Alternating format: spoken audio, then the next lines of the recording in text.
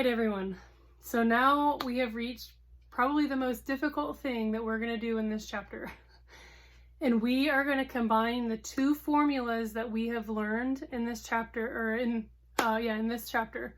The slope formula from one of the earlier sections and the point slope formula that we just learned in this section 4.6. So what we're going to do is, how can we find an equation using 2 points? How do we do that? Well, the first thing that we have to do is find the slope. And we can do that. We learned that in one of the earlier sections.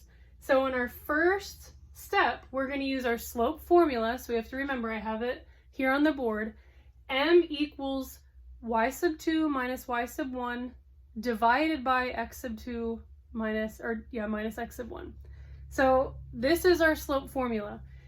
Down here in the lower left, I have 2 points I just selected randomly, and we're going to go ahead and find the slope between those 2 points. All right, so I'm going to come up here, and we're going to have m equals, and I'm going to go ahead and just make this x sub 1 and y sub 1, x sub 2, y sub 2. So y sub 2 is 5. And then minus y sub 1 is 3. And then x sub 1, or x sub 2, is a negative 2 minus 1. So all I did was make sure that I have a minus sign here and that each of these values are plugged in to where our y's and our x's are. You with me so far? So now we can go ahead and simplify what's on top and what's on bottom in this fraction or rational expression. So 5 minus 3 is 2. Negative 2 minus 1. So think back to our integers. A negative 2 minus 1 is going to be a negative 3. And I usually like to go ahead and just keep my negatives either out to the front or up on top. So our slope is going to end up being a negative 2/3. So now we have our slope. Can we use our point slope formula yet? We can, because we have a slope and we have 2 points we can choose from. So you can pick whichever one you want.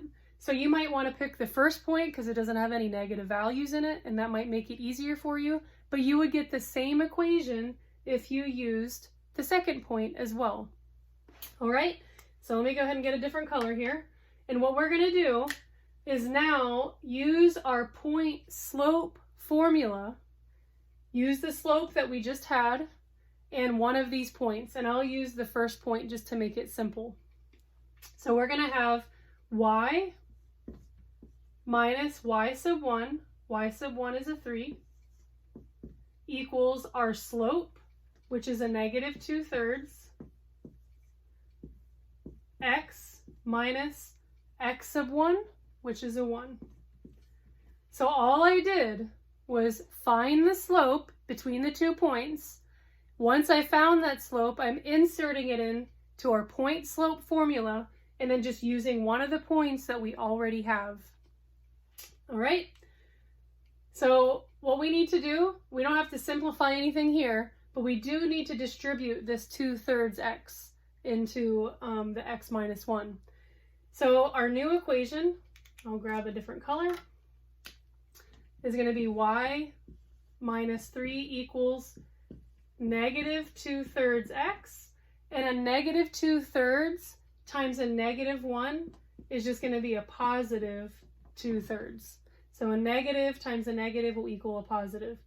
Are we done yet? The y is not by itself. All right, so what do we have to do to get the y by itself?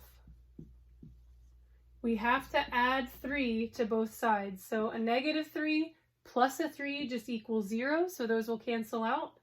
And our new equation will be y equals negative 2/3 x. And how can we combine these two? A positive 2/3 plus a 3. Well, couldn't you rewrite that 3 as 9/3? So that way we already have the same bottom number. Since this is a 2/3, this is the same bottom number, so 3 and 3. And we want this to represent a whole number 3. So 3 times 3 will equal 9, correct? So 9/3 would also be a fraction that represents the whole number 3. So we're just going to add 2 plus 9 equals 11. And once the bottom is the same, it just stays the same. So 11/3. So that's how you can combine it. Now, typically, I've told you in the past that if you have a positive fraction and a positive whole number, you could just write it as 3 2/3, correct? Just put them together. And that's fine, you can do that. However, in our slope formula, or excuse me, in our slope-intercept form, we don't want to have mixed numbers. We just want to have either fractions or improper fractions. So again, all you have to do is multiply these two numbers, 3 times 3, and then add the 2. So 3 times 3 is 9. 9 plus 2 is 11. 11/3.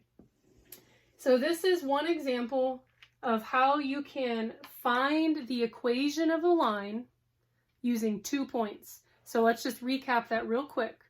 So if you have 2 points, you're going to take those 2 points and find the slope between them using our slope formula. Once you determine what the slope is between those 2 points, you're going to plug that in to your point slope form and use either one of the points that you want, because you're going to end up with the same equation no matter what point you use.